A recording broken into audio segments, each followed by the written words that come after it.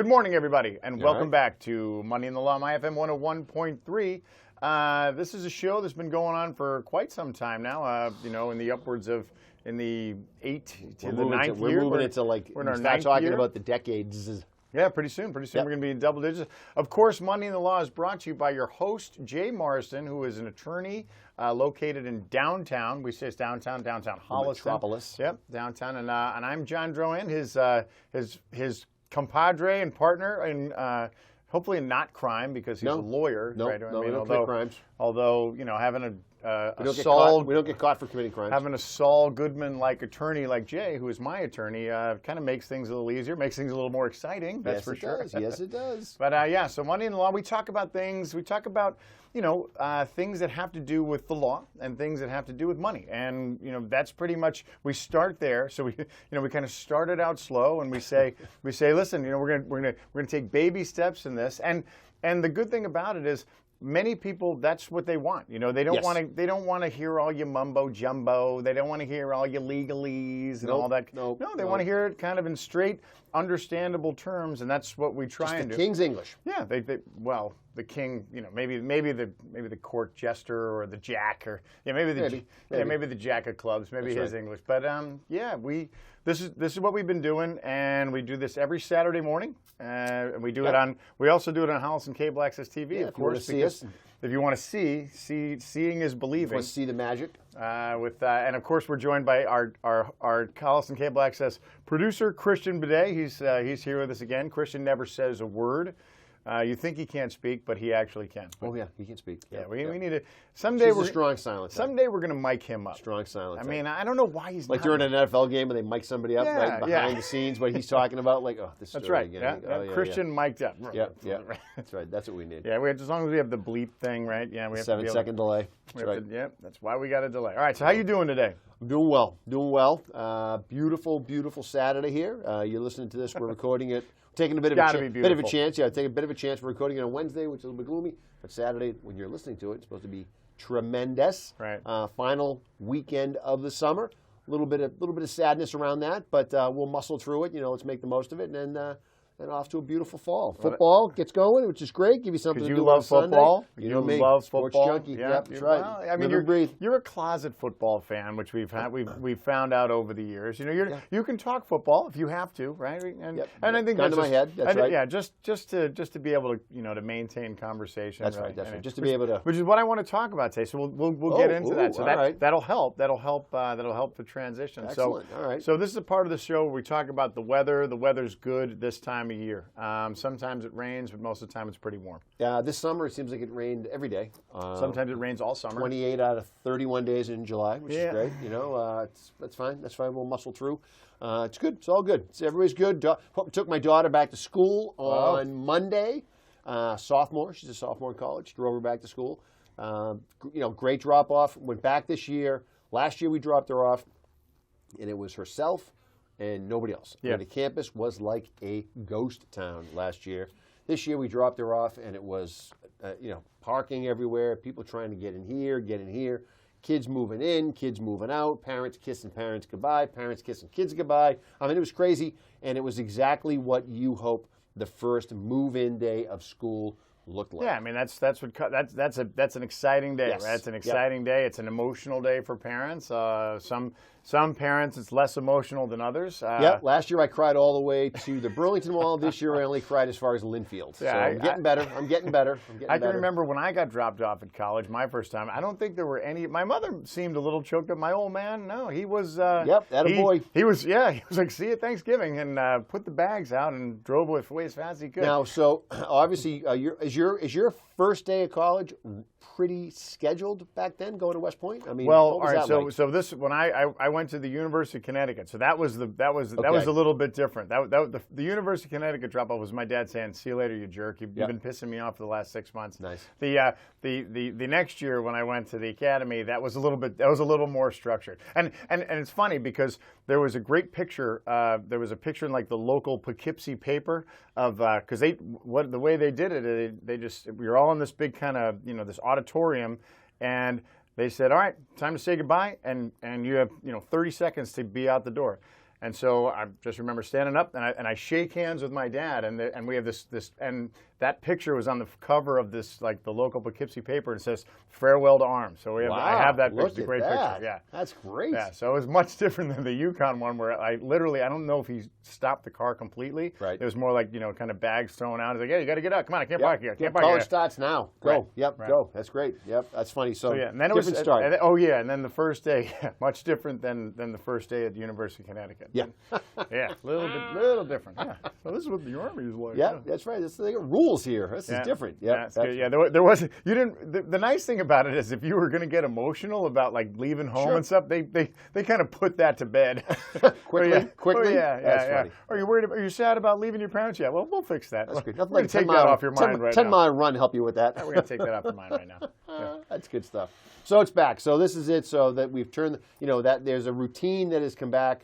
And everybody's dropping kids off and picking kids up, and so congratulations to everybody for, getting through this first crazy week and getting back into it. And regular schools, and I think in Milford as well. I think in all the local towns, school started the actual today, Wednesday. Yeah, school starts. It's right. It starts today on Wednesday, and I don't think we've had any of those. Not that I'm aware of. This is when we sort of thank God all the time we live in Massachusetts. We haven't had any of those scenes, for some of the mandates that have come in around safety and protocols and all that stuff that you see in some of these other communities. That it's like, oh man. So yeah, and people are going to the mat on it. Yep. And for reasons that are still escaping me. I'm not sure why why everybody is going to lose their sugar about just trying to do your small part in order to kind of put the pandemic. Move us forward. Put this in the rearview mirror. In the back. Yeah. But hey, whatever. That's fine. That's it. Yeah, we could talk about that because I'm sure no one ever talks about that. Good Lord. Yeah. Right? No, Aren't you tired of it? Right. That's what I asked. I'm like, aren't you sick of it? Like, don't you just want it to go away? Yeah. I'm tired of talking about it. I'm tired of thinking about it. I'm tired of having to do everything about it. I'm done. Like, let's just, and you by the way, and there's a blueprint to make it go away. Very straightforward. Oh, yeah. It's not like a year ago we have no idea what to do. Right. Yeah. It's not the I'm going to pretend it's not here and then it'll go away, right. Or I'm going to wish it away. It's like I could do this and we all do it, then it'll go away. Yep. I know. Different story. That's another show. That's another show. All right. So what do I want to talk? What do I want to talk about? All about today? you today. All right. So it's not all about me. It's about Always. both of us. It's Always. It's never. I got it. So here's what I want to talk about. So I was thinking about this this past week. So you own a small business, right? You own a small business. I too own so we're small businessmen, right? And small to us is, and it's funny whenever we talk to our clients about, they own a small business. A small business isn't like a derogatory term. It's not it's not a condescending term because just because you don't own a business that has 1,000 employees. Your business is your business, and although it may be small in terms of your revenue, it may be small in terms of the size of your footprint, it may be small in terms of the number of employees that you have. It's not small to you, right? No. And the workload that goes along with a small business oftentimes is pretty substantial. In fact, maybe sometimes even more substantial than it is for somebody who is part of a larger corporation or a larger organization, right? Sure. Especially if you're an owner and you have to kind of all the everything kind of falls on your shoulders. The buck literally stops with you with anything and everything that happens with your business. So one of the things that we always get kind of people like us, we always get approached by, here's how you're going to grow, here's how you grow. And you're always looking for like how to grow your business or how to sustain your business. That's any business, small, medium, large, or ginormous. You always have to figure out, you're always kind of looking to make sure how you're going to sustain your customers or sustain your base or sustain your ability to earn income, right? Yeah. And often that comes with, having to, get customers or having to get clients or having to keep clients. So we get approached by these people. This is the way to market. This is the way to, to keep clients. This is what you need to do. This is, you need to take out an ad in this paper. You need to run commercials on this TV show. You need to do, all this kind of different ways and how you can generate business. And so I wanted to talk about, here I am. I've been in business now. This is our 20th year. You've been an attorney for how long now? I've been an attorney since 2002.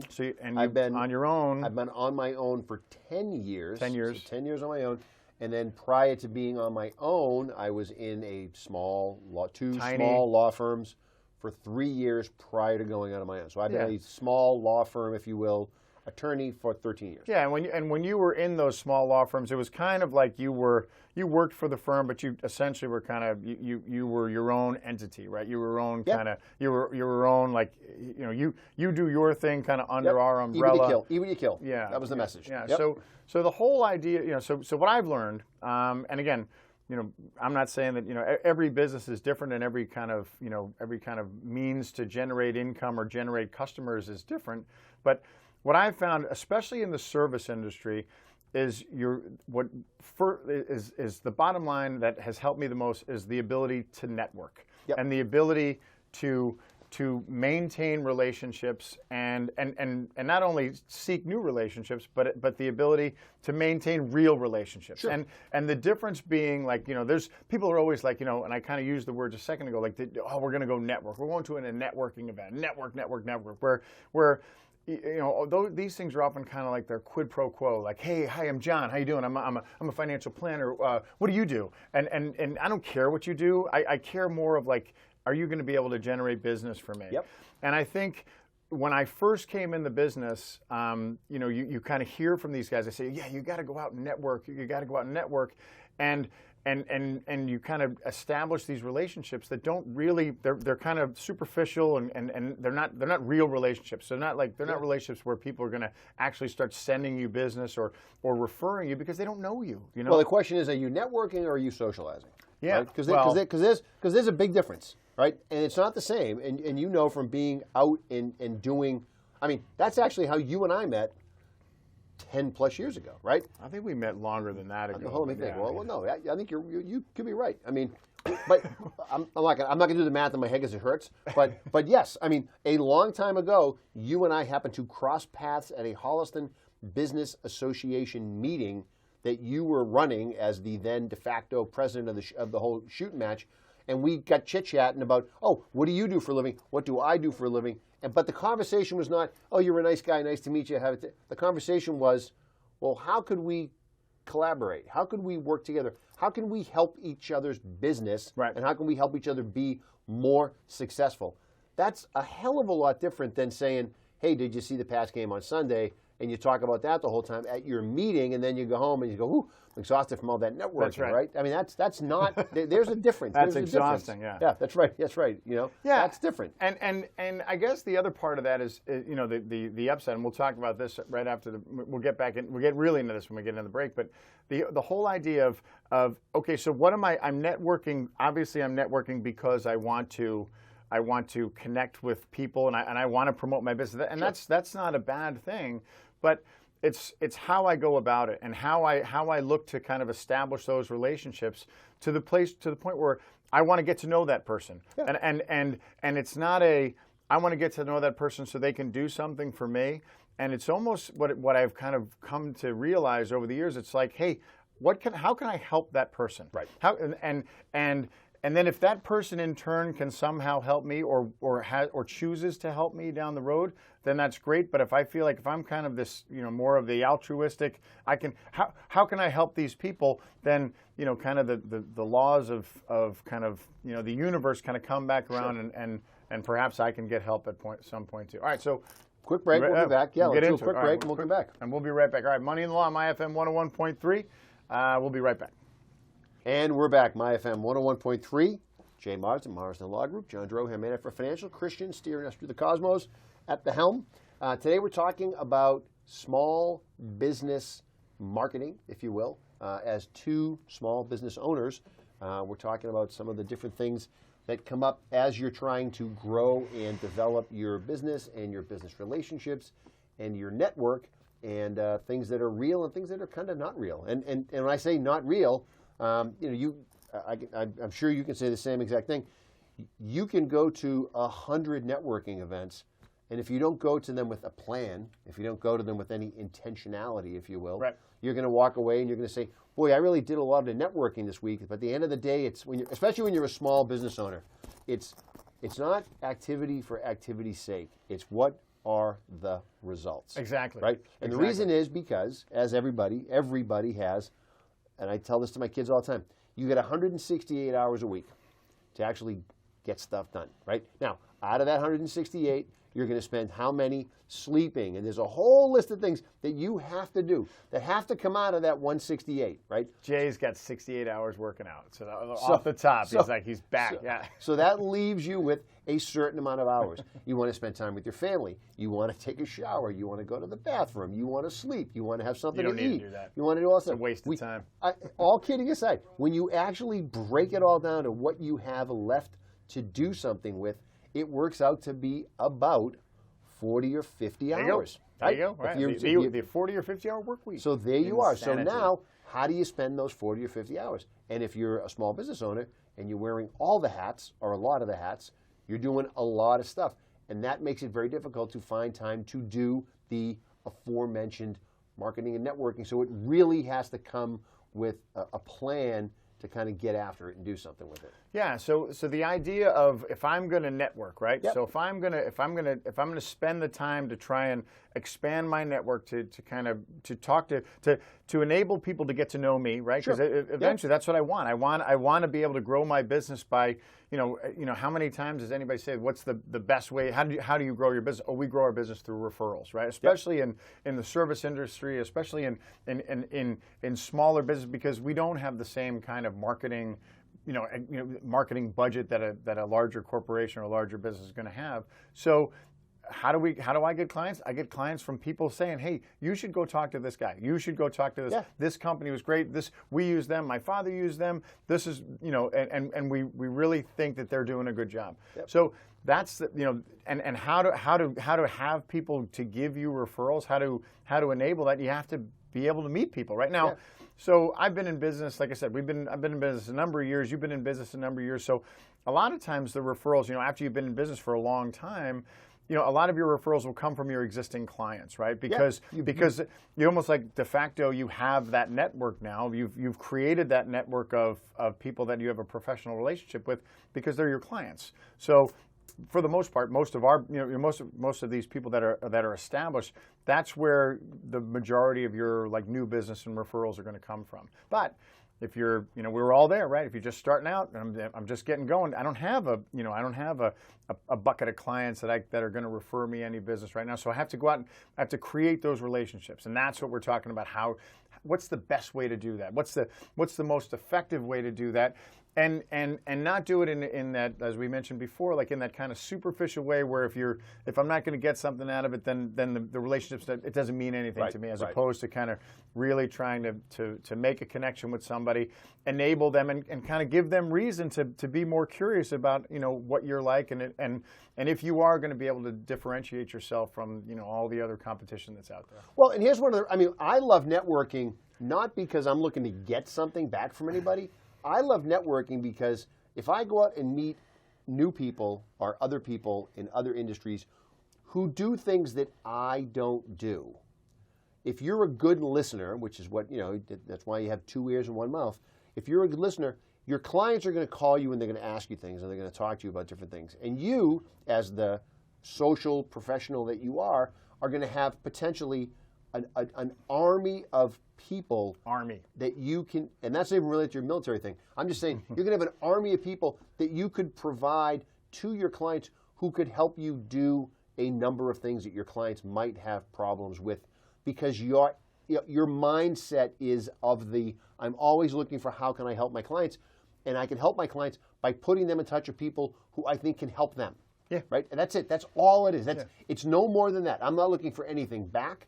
I'm not looking for any quid pro. If my client calls up and says, God, we just lost our landscaper, or our landscaper quit, and I just don't know what to do. I'm trying to figure something out. And you can immediately say to somebody, well, what are you looking for? Because I get 3 or 4 guys that I know, or 3 or 4 people that I know who are in the landscaping business, and they do all kinds of different things, and you should talk to them. Yeah. Because we've worked with them, and we know them, and we like them, and and I need somebody to help me out with a project around the house, or I need somebody to help me out with my taxes, or I need somebody to help me out with this.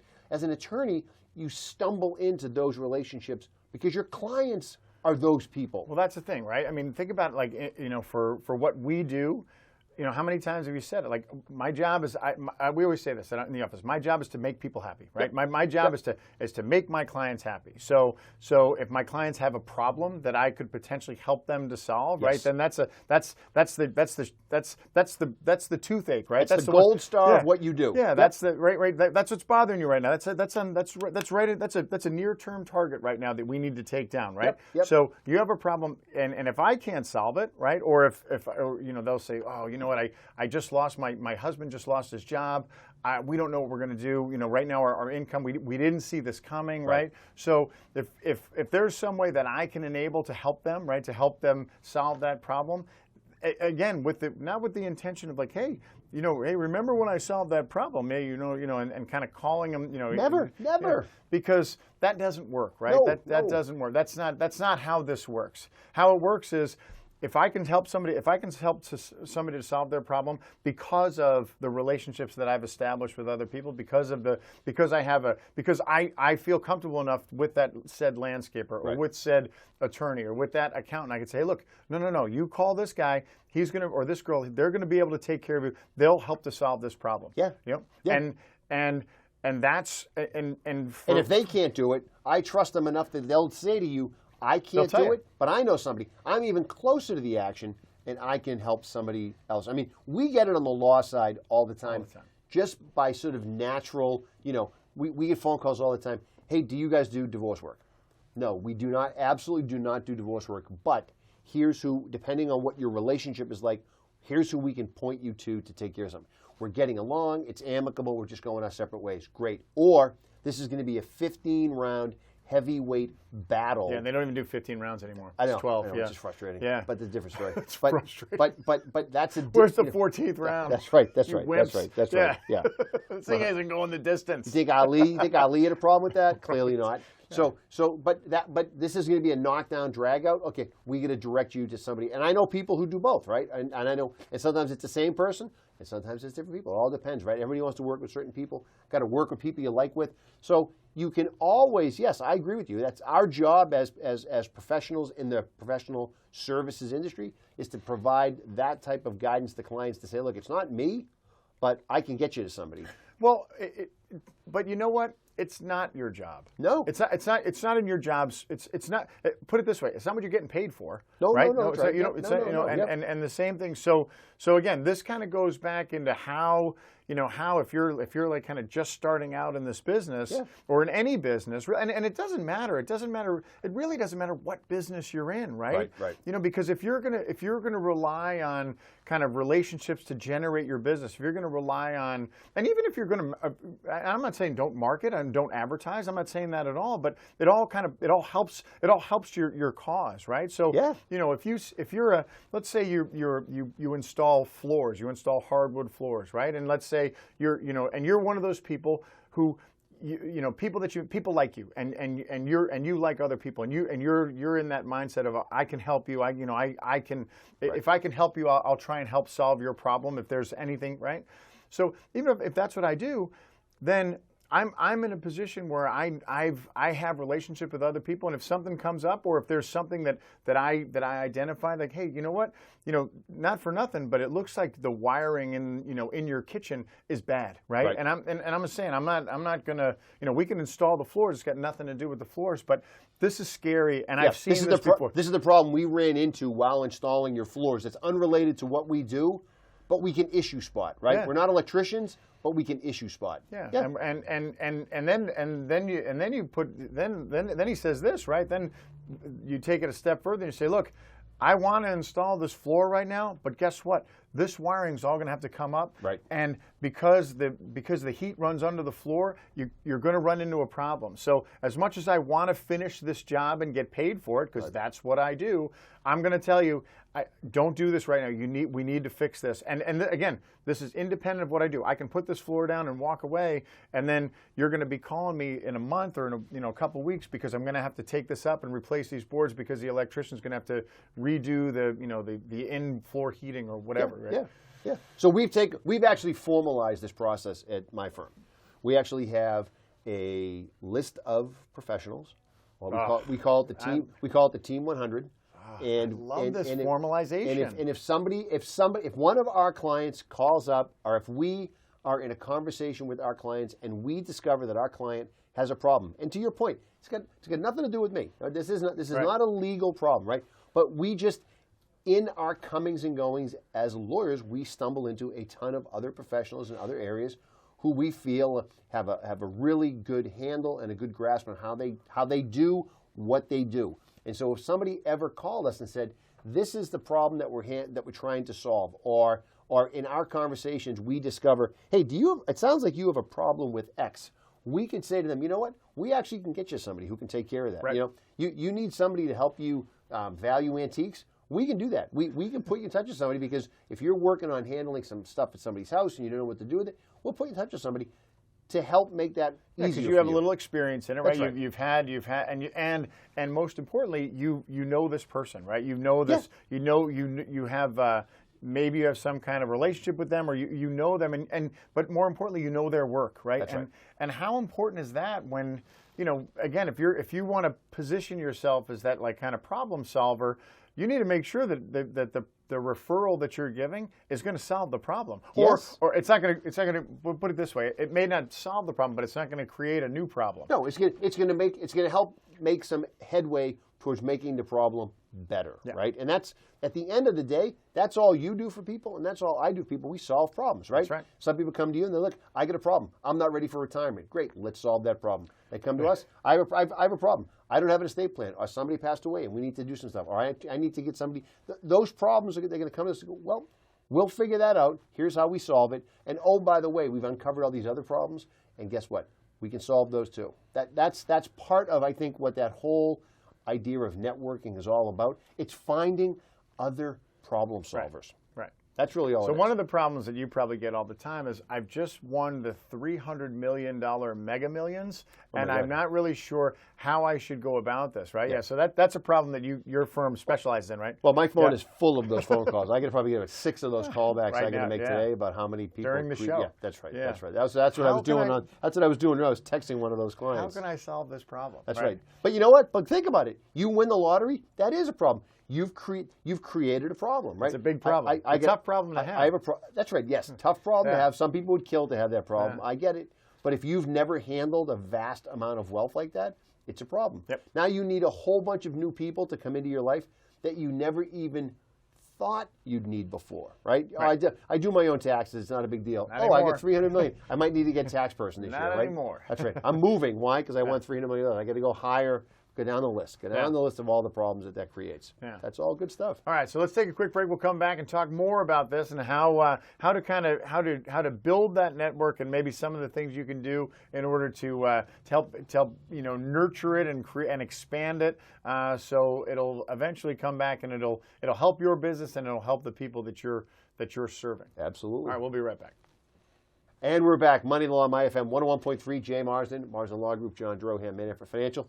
We're talking about networking, and the reason we're talking about networking today is because guess what? Now that hopefully we're coming off or removing ourselves to some degree from the Zoom world, there's going to be some opportunities to get some actual real live, flesh and blood networking going on to help you get back to a more normal sense of how you may have marketed your business in the past, and how I'm sure all of us are a little bit rusty in terms of the actual social graces that go along with, how do you get back to what you were doing before in terms of, bringing some people along and expanding your financial and your professional footprint. Yeah, and we'd mentioned earlier in the show about how, so if you've been in a business for a while, you have a lot of your network is kind of your profession, your clients, right, or your customers, or people that you've done things with, or serviced or provided service for, or continue to do so. So that network that's an established network that you've kind of worked your career to create. Does that mean that you're good? Does that mean that's all you need? I would make the argument. I'll answer that question. It's a rhetorical question. Please do. I would say no. No, I think the people that understand that that their business always has to grow, it always has to move forward, always has to evolve. That you can't just kind of rely on on the way you've always done things. You have to, and this is for any business. You always have to kind of be kind of looking into the future and kind of reaching out and expanding kind of your, where you have influence, or where things are affecting you, and how change, whatever. Well, things are always social changing. media. Things Exactly, are always right? changing. And so you have to be prepared to change with it. You have to be prepared to change how you went about marketing your firm a year ago, because things were different, and then we went into a pandemic and nobody was going anywhere. And so then somebody started doing Zoom meetings, and then somebody started doing Zoom networking meetings. And so you've had a chance in some ways to really kind of expand your footprint of people that you can help and that people can help your clients, and you didn't have to go anywhere. Yeah. Now, that was the other thing, right? Networking took so much time before, right? You Yeah. go to a meeting, you had to drive to the meeting, you had to get to the meeting, you had to find parking at the meeting, then you had to go in, then you had to sit around. There's usually 700 people there, and everybody wants to talk about themselves, and it becomes really, really difficult. That's 2 or 3 hours of your day right there. And we talked earlier about you only get 168 so many of them, right? so how do you spend your time? And how do you measure success? Right. Well, that's a great question. What is a successful networking experience, right? How is that? And I'd make the argument that if I'm going to network and I'm going to go to one of these, and this is what I would advise anybody to do, is go there with the intent. And Jay had kind of alluded to this before. Is you want to go and you want to really get curious about people. You may want to connect with 1 or 2 or 3 people. Right? That's the number. Jay's giving me the number. 3 is my number. Yeah. I want to make a sincere, genuine, committed contact with 3 people when I go to a networking event. That's what I want to leave with. I'm not trying to meet everybody. Yep. It's not speed dating. And it's not about like I need to let everybody know what I do. I'm me. This is what I do. It's more. I think if you come into it with the idea that I want to get to know this person, I want to understand what they do, I want to learn about what you do, and then in the conversation, are you going to be able to talk about what you do? You're probably right, and Well, here's what you should do. Here's what you should do before the networking meeting. You should try to find out who's going to be there before you get there. Yeah. Right? Don't just wander into a room full of strangers and then start talking to people, or start talking to 3 people and you think, oh, I got my number, it's time to get out of here. Yeah. Ideally, you talk to the person who's running the networking meeting and you say, hey, is there any chance that I could get a pre-list of who you think has RSVP'd to come to this meeting? Yeah. Then you can sit down and you can target, right, who would you really like to meet with at that meeting? And by the way, great icebreaker. Hey, John, Jay, nice to meet you. I actually have been purposely trying to get in front of you to meet you because I think we could help each other. Yep. Right? I mean, somebody walks up to you at a meeting like that and says, you're going to stop and be like, whoa. You know me? I'm talking to this person. Yeah. This person did some homework. Yeah. Right? As opposed to somebody just wanders up and be like, hey, so what do you think? They get rid of Cam. Huh? Yeah. What do you think about that? It's crazy, isn't it? And then you spend your whole time talking about something that does nothing for you. Like, yeah, he's a great guy. That's right. He's really nice. Which is why we said in the beginning of the show why it's okay, why Jay knows a little bit about football, right? Just enough. Just in case, right? You have to do a little more ice breaking than you anticipate, Just right? enough. Yeah. That's right. Or just in enough. case you actually meet Cam Newton and say, hey, listen, I heard about that'd Yeah. be awkward if you didn't. Well, how would that networking session go? And when you ask him if he could sign your number, can you sign my number 1 for me? And he's like, I don't wear that anymore. What do you mean you don't wear that anymore? Of course you do. Yeah. Not good. You're Not my good. guy. You're my guy. I'm picking you. You're my number 1 guy. You didn't do any pre-work for that meeting, that's for sure. Right. So the part, but for people who are hesitant or reluctant to do it, I think it's something that you're really going to try to sort of work through, because if you're a small business owner, there's really no end. Now, by the way, not all networking meetings are this formalized. No. I mean, you could turn arguably any potential contact into a networking meeting. I know it's happened to you. It's definitely happened to me. Where it happens to me every day. In the weirdest places of wherever, you find somebody, you start talking, and you find out that you have a lot of potential opportunities to help each other out. And it's at a restaurant, or it's at the beach, or it's wherever, anywhere. Yeah, anywhere you find. And so there's opportunities in there to really make those things happen. And I guess the other really important part about this is that you come into it with the right mindset. You come into it with the and again, it's almost like it's a balancing act, right? Because what you're doing, you're not going to this network event just to be altruistic, to like help other people, right? Because at the end of the day, it's your responsibility to your own business, to yourself, that you need to promote your business. You need to grow your business. You need to continue to enable ways for you to generate income for your business. That's what business is, right?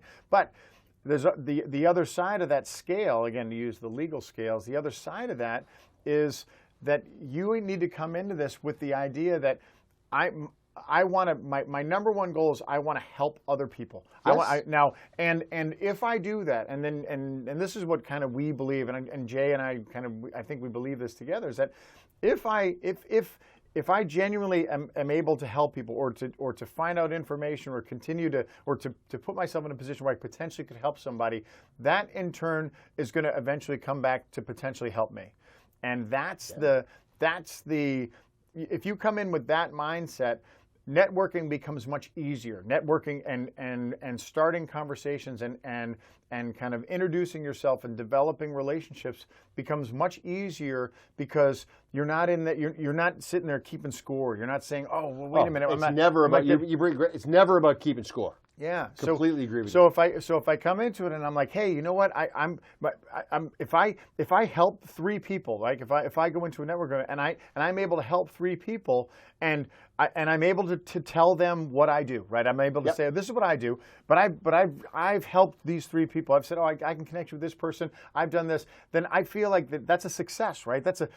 Now, if I go into a networking event and someone says, oh, I want you to be my financial planner, or we want to use your firm, I want to set up a meeting, that's great too, right? Obviously, that's one of my goals, again, in expanding and growing and continuing my business. But if I don't get that, and that's what a lot of people, they get frustrated with, like, oh, I went to a networking event last night, I didn't get any meetings out of it. I didn't get no one's called, no one's scheduled. I mean, I gave out 28 business cards, but I wasn't able to get anybody to. It's a week later, the phone has not rung once from any of those contacts and connections. Yeah. I mean, first of all, it's never a one and done. Yeah. Right? I mean, that meeting is an opportunity to then have another meeting and have another meeting. And obviously, if you don't know each other and you're total strangers and you have no frame of reference to come at each other from, then you got to obviously develop some trust, and you got to at some point someone's got to take a chance and go first, right? Sure. I love being able to refer somebody. When somebody says, I'm looking for this, I can't get a referral fast enough. Yeah. I mean, I love helping somebody out, not helping me out. Because it's easy, right? It's easy, and you're making somebody's life better. Yep. You're making things easier for them. So it's an easy example because it gets convoluted, but somebody walks in the door with some crazy legal matter that we don't handle, and I know exactly who they should be talking to. There's nothing that makes me happier than to say, call this person, or even better yet, I'm going to email you with their contact information. I'll introduce you. And I'm putting them in the email, and I tell people, and then I'm getting out of the way, right? Because it's not my job anymore. My job is just to bring people together. And if I bring people together and something good happens for those people, you're a hero. That's a win. I'm not even a hero. That's a win for me, right? And that's a win for them, more importantly. And that's really all that matters. And I used to work with a guy at Fidelity who used to say that all the time. He's like, my job is to put people together, and if something happens for them, great. Yep. And if something happens to me later because it's karma or because people remembered that I put them together, then that's fine too. And I love that. And I nothing makes me happier than to say to somebody, I hear your problem, and actually, I think I have a solution. Because you know what? Because if somebody says it to me, I think the world of them. Sure. Somebody says, you know what? I know what you need to do. You're going to call this person. They will solve that problem for you. Yeah. And it's an act of selflessness, but it's the right thing to do, and then it's easy. And the other thing is, think about it, especially if it's a problem that you don't know a lot about, right? Especially in law, right? Forget about it. Like, most people don't know anything or very little about like the whole, if there's something to do with like the legal system or something to do with like their real estate transaction or whatever it is, and they don't know that. They don't. I'm like, it's like Chinese arithmetic to me. I don't understand that. So to have someone say, hey, listen, I'm going to hook you up with this person and they're going to solve it. That's, it's such a weight lifted off of their shoulders, right? That they get to that point where they're like, wow, that changed, again, and all it was is you've made that person happier. Yeah. You've been able to kind of solve an immediate near-term problem for them. And again, does that person then in turn going to say, hey, Jay, will you do my estate plan for me? Maybe they will. but they're far more likely to go to you or to come back to you than they are to go to some stranger, right? Look, we've had people who we know are not clients of ours for any number of reasons, and then they say, "Hey, look, I got a question for you," and I say, "Look, I know we're not your lawyer, or I know we're not your investment folk, but we can point you into the right direction. Yeah. I definitely know what you're trying to do. Investment folk. And it's the right thing to do, and so let's get you to who we need to get you like to." 18th century lawyer. That's right. That's an 18th law firm, yeah. Yep. All right, where's my investment folk? Helping investment folks since, yep, that's right. Investment folk 1822. And veterinarian surgeon, right? That's yeah, right. We do them both. Yeah, That's right. right. That's right. That's right. Yeah, And pharmacist. Yep, it's all of it. Yep. Right, and a pharmacist and farmer. That's yeah, right. And I'm That's also right. So on the farmer. networking side, as a small business owner, and by the way, for the most part, it costs you nothing, right? No. And when I say it costs you nothing, here's why I say it costs you nothing, because there's a million companies out there that are trying to get you to sign up and spend money and do SEO and PPC and throw all this fancy stuff at you. The internet and Facebook is going to do all this stuff, and it's going to drive your revenues through the ceiling. Or you can actually pick up the old-fashioned phone Right. and actually go see some people and make some connections and tell people about your business and tell people what you're doing. And it's a little bit of a numbers game, because you have to tell a lot of people what you're doing, because they're not all going to need your services at the same time. Nope. But when it happens, you just want to be the person they think of. But the other part of this is, think about when you do make a genuine connection, right? Yeah. So when you kind of hit it off with somebody, you leave an impression. You leave like a positive impression, Sure. and people can tell that. People can tell when somebody's earnest, right? And I can remember, so in our business, we have, think about all of all of the wholesalers, like the product wholesalers Sure. that come into your office. I mean, and that's what these guys and these girls, that's what their job is. Their job is to sell their product, right? And sales, that's what they do, right? So if I'm selling a particular fund company, or I'm selling a particular annuity, or I'm selling a particular financial product, I'm going to come in and I'm going to try and my goal is to try and sell this to you, try and get you to buy. But and again, in our line of work, again, all pre-pandemic, you'd see people would call you all day long to try and come and see you, right? And especially early on, a lot of the way, you learned about the business is you would learn from these people. Like they'd come in and they'd be like, "Oh, can I, get 30 minutes with you and tell you about this and tell you about that?" And so I can remember, I've lost count of the number of people that I've had meetings with, but you can remember the ones that have made a difference, that have made an impression on you. Sure. And not even because their product sounded, I mean, they were smart on their product, and they were, and not even because they were really good salespeople, because they could write upside down or things like that. But you got the impression from them that they were earnest in what they were telling you. Yeah. And it wasn't like kind of like it wasn't like that whole like my hair slicked back, like always be closing kind of thing. Like, oh, so let me know if you can sign right here, and we can start setting you up. We'll send you a few kits out, and then let us know when we can start putting you on the platform so you can start selling our stuff. And you're like, it wasn't like that. It was like, hey, I'm this is what I know. This may suit your and they ask you, right? Hey, tell me about your business. Tell me how you do things. Yeah, maybe this can be a fit. Like, who you working with. Yes, Exactly. right. Maybe we can do it. And they're trained to do this, but there's, like I said, of 100 of them that I've seen, I probably can count on one hand the number ones that I listened to, or the number ones that made an impression, or that I called back, right? Well, those are to your point. Those are the ones that came in and said, "Hey, look, we have a product. I think your clients might benefit from it. Yep. Here's what the product does. Here's what the product pays. Here's how much money your clients are going to earn. This is why we're doing what we're doing. Here's the details." That's right. Yeah. That's right. Full transparency. This is what we're doing. This is how. And then you say to yourself, you know what? That is something that I will put in front of my clients. I mean, we joke in the office all the time as far as with these wholesalers. I could not buy lunch every day for the rest of my life, right? I mean, these guys have a budget. They want to take you out. They want to spend money on you. They want to wine and dine you. They want you to take their product. Are they going to buy you one of those the barrels of Jack Daniels we were talking about? They could. I mean, that, if I sell enough product, if I sell enough product, I might get a barrel of Jack Daniels. That's another show. That's a whole other show. But the idea is they're trying to bring something to you. They're selling you on something they want you to sell. This idea of just networking to help people out is an approach that just says, look, I need to do some marketing. I need to grow my business. I'm a small business owner. I'm the chief cook and bottle washer, and I got to handle all this stuff. And how do I get my message out? And one way to get your message out is help people. Because Yeah. if you're helping people through this networking concept, people are going to say, hey, you know who I talked to who was really good and who helped me out? John. John did a great job for my friend, or my client, or my aunt, or my uncle, or my cousin, or my relative, and he's a good guy. And then they're going to recommend you again. They're going to say your name to somebody else, and then they're going to tell two friends, and then they're going to tell two friends. And It's like that old. that's right. That's right. The old commercial, right? Joe Namath. So this is how it gets going. This is how it gets going. I think it was Vidal Sassoon. Maybe I I think I may be correct. But you're right. To you you're right. Well, I mean, you have two friends. I think you have one or two. That's about it. That's about it. Yep. Say two good friends. But you're right. It's one of those things where if you put the time in, right, and you put the right kind of time in, and you put the right kind of, you get your priorities straight in that, my goal is to try and help people, and if things work out for me, great. If not, at least I've helped somebody. Yeah. And if I keep, I put my head down and I keep pushing forward and doing that, then you found any other people that are that have had some success in their small business or in their kind of their own little business. That's how they got to where they are. Well, yeah, and they went out and they got out there. Yeah. And you can do it, right? You can do, even in the pandemic, like it can be done. You got to kind of be innovative, right? Right there, that's the key right there. You got to be innovative in how you do it, right? And it's not always, there's a lot of different ways to do it.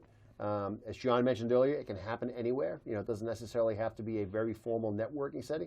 And if I get a phone call from somebody who says, "Hey, you want to meet for a cup of coffee? Love to hear about your business." And again, you got to make it about them. It's not about you, right? Love to hear about your business. Love to hear what you do. I think I might be able to help you out. We have some clients that come in, and you got to do an evaluation of your own clients, and you might have to do some research with them. You have to do market research with them, and call up and say, "Hey, is there something that you need help with that we could offer some assistance with?" Right? Yep. And it's not, and we do this at the firm, right? We call clients just out of the blue, right? We have a schedule. This is part of what we do. We call clients. And we say to clients, we're not looking to upsell you into more legal services. We're just calling to see how everybody's doing because we truly care how everybody does. And is there anything that you have going on that we might be able to provide some assistance with? Anything we could take off your plate, anything that would make things easier for you.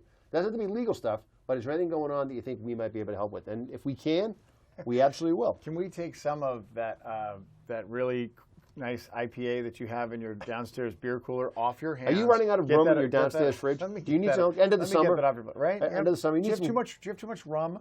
Because we can get. Are you struggling with your overabundance of high-end Scotch or whiskeys? We can help you out with that. We would be willing to warehouse. We'd be willing to warehouse some of that over here at the 847. Okay, we'll bring that right on down here. We'll keep that for you here in this climate-controlled, perfectly hermetically sealed atmosphere that would really make things really go swell. Actually, if we were a nonprofit, we would give you a receipt and you would get a tax deduction. Because I'll tell you what, when you go back to said warehouse to go pick up said high-end Scotch and whiskey, it will have been donated somewhere else. It'll be donated. It'll be Yep, it'll be donated. All right, that's it. We got to go.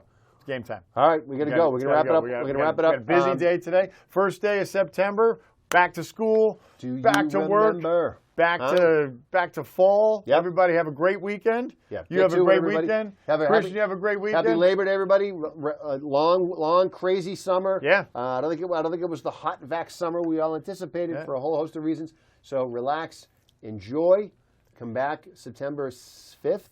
Right? Yeah. Ready to roll, whatever the days. Come back after Labor Day. One shout out to congratulations to Mikey Adams, my neighbor, his daughter Courtney, and Mike and Sandy. Their daughter Courtney's getting married this Saturday. I'm going to a wedding. Wow. Yeah. So this Saturday, which would be today, I know, and it's going to be a good one. All right. Congratulations to them. Congratulations, everybody. Have a great weekend, and we'll see everybody next week. All right. Take care.